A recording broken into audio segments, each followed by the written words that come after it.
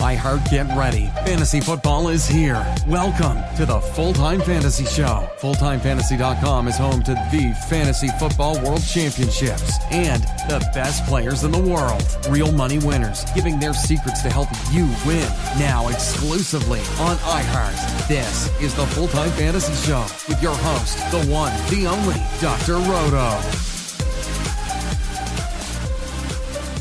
Dr. Roto, get out the insurance cards, get out the copay. The office is open, my friends. All right, let's take some look at some news and notes, and then we'll go over the week that was for week number 9. Of course, it's still going on. We got the Giants and Cowboys, which we will discuss in just a little bit as well. All right, so first, some bad news. I call it bad news. Preston Williams is going to go in for an MRI on Monday. I know this hurts me. I've been playing him all over the place. He was one of my sleepers this year. I pretty much drafted Devin Singletary and Preston Williams in every league. And hopefully he'll be okay because he's played really well. If he's out, Mike Gesicki becomes a sleeper. Albert Wilson is okay, but he seems too small for me. And maybe Ryan Fitzpatrick and he just don't mesh. Parker's been better. Gesicki's been better. I think that's the direction I'm going to go if Preston Williams is out for any length of time. Hoping that won't be. All right, Jacoby Brissett has been diagnosed with a sprained MCL. He has not been ruled out yet, but it's interesting. I think he will be. Brian Hoyer's not a bad quarterback. He really isn't. I give the Colts a lot of credit. You know, a lot of teams leave themselves with poo-poo as their backup, like the Jets. Trevor Siemian, poo-poo. Luke Falk, horrible. You know, but the Colts are smart enough to pay a couple of dollars and get a Brian Hoyer. Brian Hoyer was Tom Brady's backup. Brian Hoyer's been a starter in the NFL before. Jacoby Brissett goes out. You give Brian Hoyer a week, he's ready to go. He's kind of like Case Keenum, right? That's his equivalent to me. So I think the Colts can win with Hoyer. So maybe, just maybe, if Brissett is out, I think Hoyer gets... in terms of maybe, it's maybe Brissett plays, but I don't think so. I think Hoyer starts. Okay. Deshaun Jackson just can't stay on the field. Just can't stay on the field. So right now, Doug Peterson's saying that he's hoping that he's going to be back in a couple of weeks after the bye. But do you believe it? I don't know. But I know it against the Patriots, if they don't have Deshaun Jackson, they're not winning. Simple as that. So they're going to need him desperately to play in that game. All right. For those of you who dropped Josh Gordon, you're going to, a lot of you are going to want to pick him up. And I'm just going to say to you the following. I don't know how much I like Josh Gordon. I like him a little, not a lot. The Seahawks just don't throw the football that much. Tyler Lockett is really good, and DK Metcalf has become a favorite of Russell Wilson. So, is he better than Jerron Brown?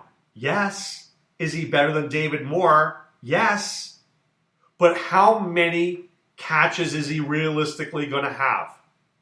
I think Russell Wilson was very smart because from what I read, he was basically asking the team to go into research Antonio Brown because he knows he needs another receiver. Gordon is a good fit because Wilson likes to throw the ball downfield. And Gordon will certainly run. So, could Gordon get 3 to 4 targets a game? Yeah, I think he could be like 3 for 80 and an occasional touchdown. That's what he's looking at. Not going to be a lot more than that. Not going to get all of a sudden 20 touches. He's not going to get that many targets. 3, 4, 5.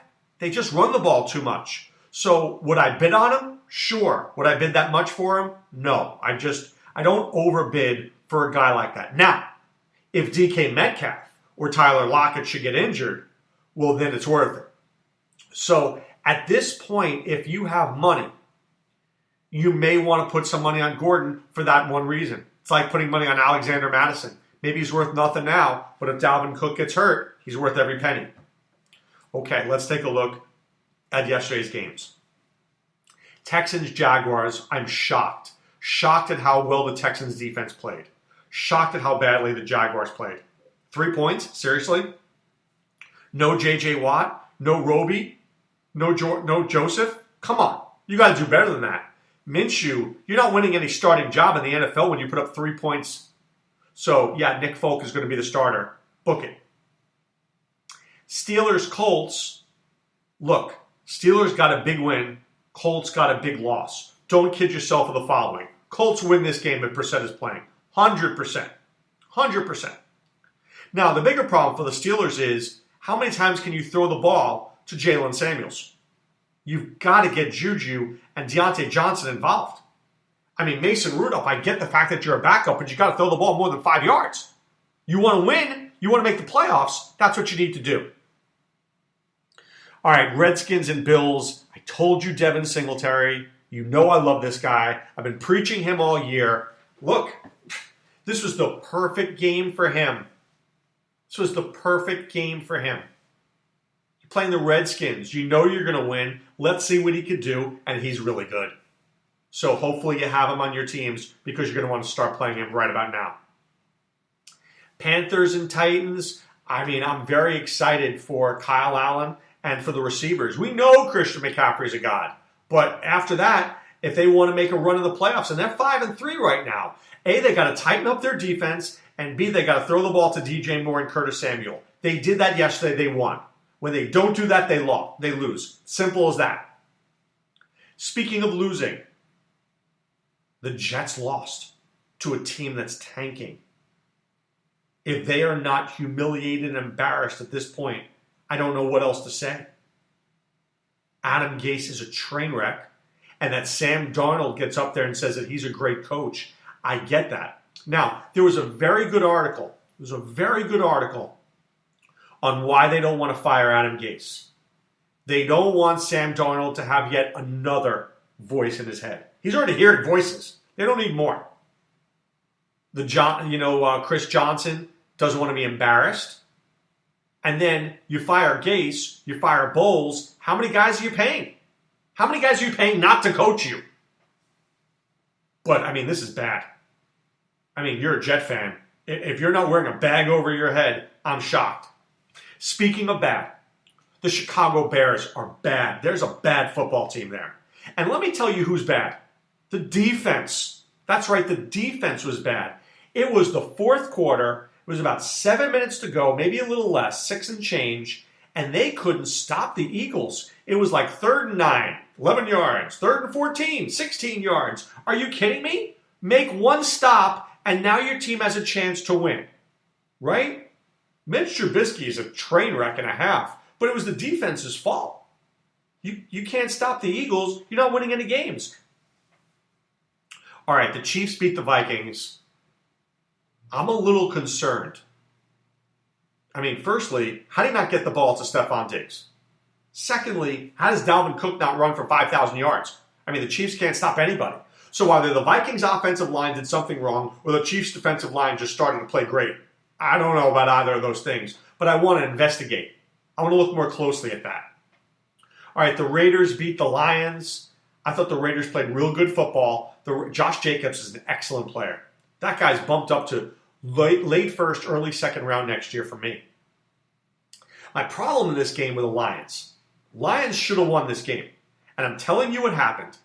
Now, people may disagree because you're going to look at the numbers and you're going to see Matthew Stafford with inflated numbers. But that's not it. In the second half, they started running the ball too much. They fell in love with the run. The Lions want to be the running team. You're not a running team. You're a passing team. I mean, ask yourself this. If I'm not mistaken, didn't Marvin Jones at halftime have like 6 catches for 100 yards? He finished with 8 for 126. That meant in the second half you went to him 2 for 20. That's not good. The dude had, what did he have in the first half? And then you abandon him. Same thing with Golladay. Same thing with Amendola. You go back there. That's how you win. All right, Buccaneers and Seahawks. I'm going to pat myself on the back here. I gave you Jacob Hollister. You know I gave you Jacob Hollister. I hope you played him. Sometimes it's just that easy. The Buccaneers can't stop anybody. I'm not predicting a Charles Clay touchdown, but it's not impossible because the Buccaneers can't stop anybody. I'm going to have to look at that. One moment, please. I don't know if I'm going to predict a Charles Clay one because he's really bad. But I might predict a Max Williams touchdown next week. Just throwing that one out there for you. It's possible. You're going to think I'm nuts, but it's possible. Buccaneers played well. I told you it would. Jameis Winston.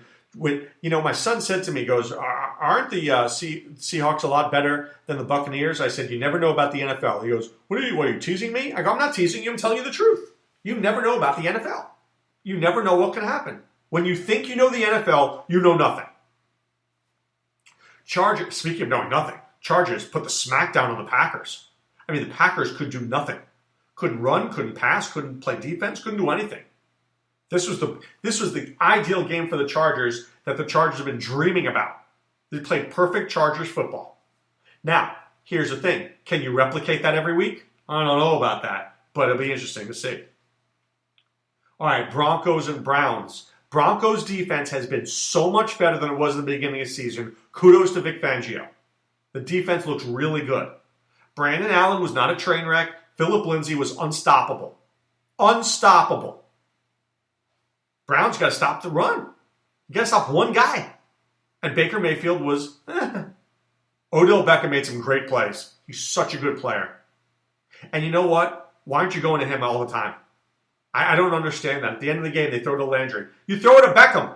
He's your best player. Throw it to Beckham. All right, the Ravens beat the Patriots. I said as much, didn't I? I told you. The Ravens are a bad matchup for the Patriots. They run the ball really well, and they play this 3 tight end set that the Patriots just don't see. So it's one thing when you have 2 weeks to prepare for them, and it's one thing when you have to play them on a week-to-week basis. Ravens are going to win this game because the Boyles and the Hursts and the Andrews and the Edwards and the Hills, it's just they have a lot of variations. Give Bill Belichick time, he will beat this team. Give him a week, Ravens played pretty well. I got to say that. Patriots didn't look good stopping the run. I told you this was a problem. I did. I know I told you this was a problem. So, mark my words, Patriots have to learn to stop the run. Now, let me take a look here at something. Moving forward, the Patriots have Philadelphia. Jordan Howard will run the ball. Zeke, in Week 12, will run the ball. Carlos Hyde, for sure Bill O'Brien will run the ball. Then they've got KC in 14. I don't think so. In Week 15, Cincinnati. I mean, look, their offensive line is terrible. I don't think about Joe Mixon. Buffalo in that's Week 15. Week 16 is Buffalo and Devin Singletary. I don't know. I think the next 3 weeks are going to be tough for that defense. Philadelphia, Dallas, Houston running that football. They will. They will run that football. All right, let's take a look at tonight's game, Dallas against the New York Football Giants. I'm loving some Dak Prescott. I'm loving some Zeke Elliott. I'm loving some Amari Cooper, and I'm loving some Michael Gallup. You start those 4 guys without any hesitation. You're all in. I don't love Jason Witten tonight. I don't love him, but the other 4 guys I do. For the Giants, look, Shepard is out. Probably the right thing. Evan Engram always plays well against the Dallas Cowboys. He always does. So I like Engram. I like Tate. I like Barkley. Slayton, maybe he makes a play, but I don't think so. I think this is going to be a rough night for Daniel Jones. I like Barkley. I like Engram. So there you have it, okay? Those are the plays that I like in that game. But right now it's time to put away the insurance cards, put away the copay. The office is closed, my friends. Remember, check me out at fulltimefantasy.com. Enter the promo code ROTO50 for 50% off your first 2 months. And, of course, check me out at FNTSY, Fantasy Sports Radio Network. I'm on from 2 to 3 p.m. every day Eastern, and I will talk more about the things you love, like fantasy football. All right, guys, this is Dr. Roto saying be well. Take care. Thanks for listening to Full Time Fantasy. There's never been a better time to join and go full time. Visit fulltimefantasy.com. Use the promo ROTO50 for 50% off your first 2 months. And don't forget, fantasy players, please thumbs up the podcast on the iHeart app. See you next time.